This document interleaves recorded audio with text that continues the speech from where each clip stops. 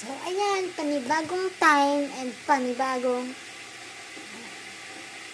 wala akong filter ngayon, guys. Cheers, meron. So, buksan na natin. Kung naririnig niyo yung umugong ngayon, is ayun yung heater namin. Natin ng 1, 2, and 3. 3 cups of milk. I will put some sugar.